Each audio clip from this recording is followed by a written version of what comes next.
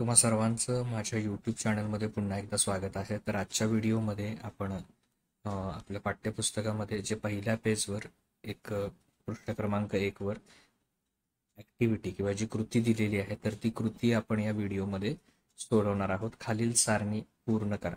ही जी दिलेली सारणी आहे ती आपल्याला काय करायची आहे? पूर्ण करायची आहे. आता याच्यामध्ये काय आहे?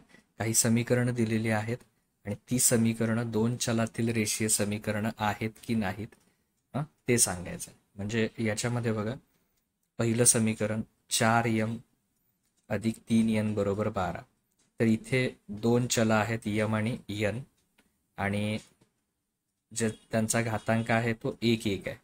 काही नाही म्हणजे किती घातांक आहे? 1 आहे. यमचा घातांक 1, यनचा घातांक 1. त्यामुळे हे रेषीय समीकरण आहे, हे बरोबर आहे. तर दुसऱ्यामध्ये बघा, तर याच्यामध्ये 3x वर्ग, एक्सचा घातांक किती आहे? 2.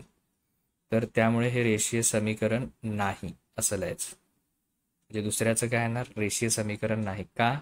कारण 3x जो एक्सचा घातांक तो किती आहे? 2. आणि रेषीय समीकरणामध्ये किती पाहिजे?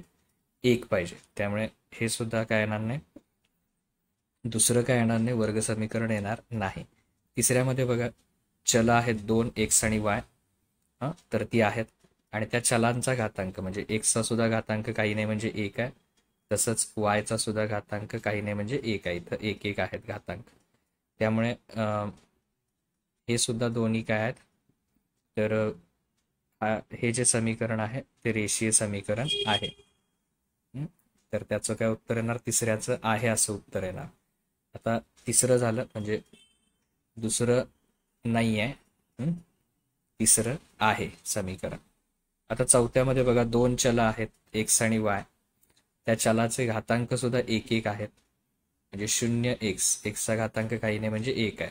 6y अधिक 6y, त्याचा पण घातांक 1 आहे आणि पुढे संख्या आहे. पण इथे एक्सला लागून काय आहे? 0x. 0x म्हणजे काय? तर एक्स त्याच्यातला कॅन्सल होणार. मग राहिलं किती? फक्त एक चलातील रेषीय समीकरण. त्यामुळे हे सुद्धा रेषीय समीकरण येणार नाही. नो. आपण मराठीमध्ये काय लिहूया? नाही. हे चौथ्याच्या बाबतीत काय येणार? हे रेषीय समीकरण नाही. तर नाही असं त्याचं उत्तर लिहायचं. तिसऱ्यामध्ये बघा, इथं एक्सचा सहगुणक आहे 1, वायचा सुद्धा 1 आहे, संख्या आहे. पण वायचा घातांक 1 1 आहेत. एक्सचा घातांक 1, वायचा घातांक 1. पण वायचा जो सहगुणक आहे तो किती आहे? 0. तर 0 असल्यामुळे हे सुद्धा एक सामायिक समीकरण नाही. म्हणजे दोन चलातील एक सामायिक रेषीय समीकरण आहे, पण दोन चलातील नाही. एक चल त्यातलं कॅन्सल होतं, म्हणजे फक्त एकाच चलातलं राहतं ते, आणि वाय निघून जातो, फक्त एक्स राहतं त्याच्यात. त्यामुळे हे दोन चलातील रेषीय समीकरण नाही.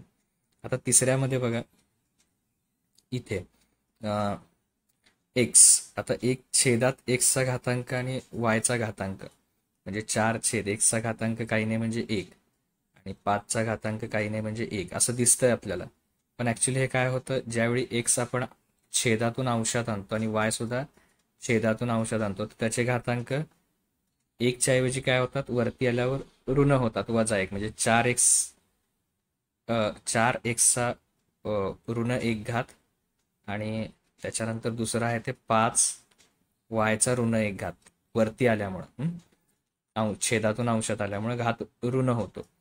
तर त्यामुळे हे सुद्धा समीकरण नाही आहे. म्हणजे हे जे आहे ते दोन चलातील रेषीय समीकरण नाही.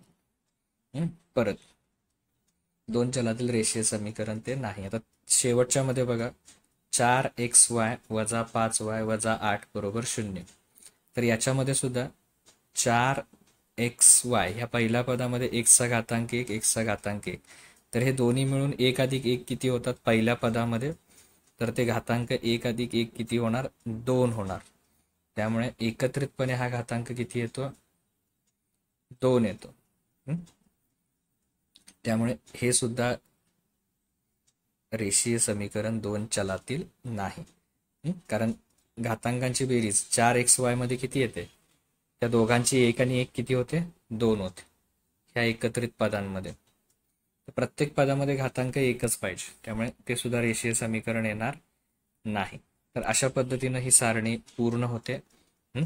तर प्रत्येकाचं उत्तर मी तुम्हाला डिस्कस करून सांगितलेलं आहे. ती सारणी आहे नाही या पद्धतीमध्ये पूर्ण करा. Okay, thank you.